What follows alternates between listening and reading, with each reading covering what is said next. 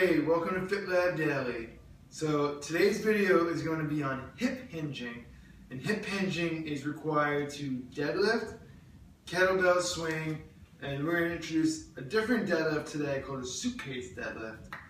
All it really means you understand how to shift your weight back. So a little quick test we like to do is, can you touch your toes? Yes, you can. It means you probably have a good idea of how to shift your weight back and the proper mobility to deadlift. So with all that being said, let's go into showing you a suitcase deadlift. And this is something that we've been putting in our workouts as a warm-up, especially before we do any sort of kettlebell clean and jerks or single arm loaded stuff. It's a good warm-up for your core, your hips, your stability through the whole system. So Jen's gonna do these for you. She's got a nicer butt than me, so. All right. So what we're looking for is, can we see that kettlebell? 1 second. Yes. Yeah, we can see it. All right.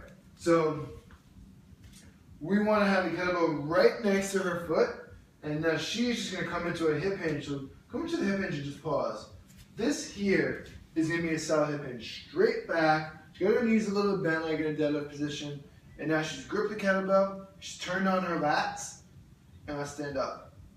Now just so, in case you didn't know what I meant by turn on her lats, to turn on her lats, I should be able to stick my finger in her armpit like this, and she is going to stay tight to my finger. That's because her shoulder is externally rotated, her lats are on, and she has a stable position right here. So keeping this position, let's come down and tap. It's like you're picking a suitcase up off the floor. That's what we call a suitcase deadlift. Good. Let's do one more. Perfect. One more with me out of the way. I think I might have been in the way here, so let's do a few more. Just one, actually. Good. Very good. So as you can see, hip hinging. Straight, I loaded up my hips. I have this nice stable back, and I'm up. That looked good. So next thing is, once we want to add a little bit of speed and intensity to our workouts, we're going to get some kettlebell swinging.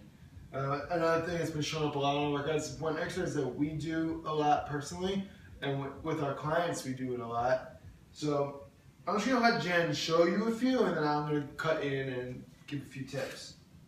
So just show me a few swings.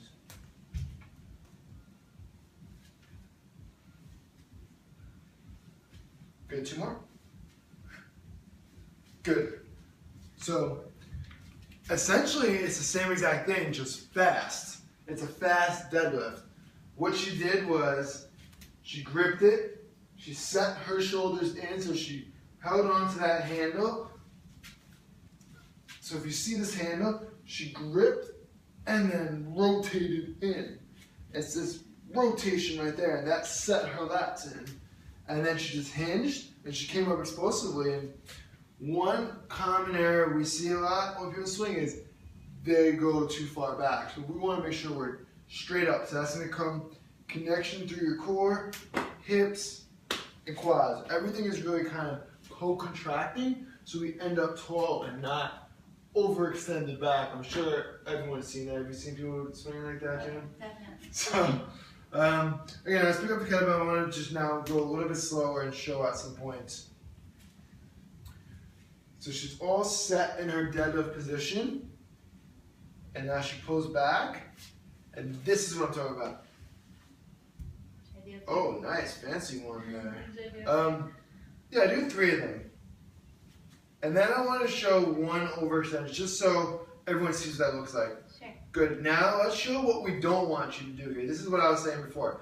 And this is where you see this big overextension, leaning back. You might feel your butt squeezing, but that's not somewhere you want to be. You're loading up your lower back way too much.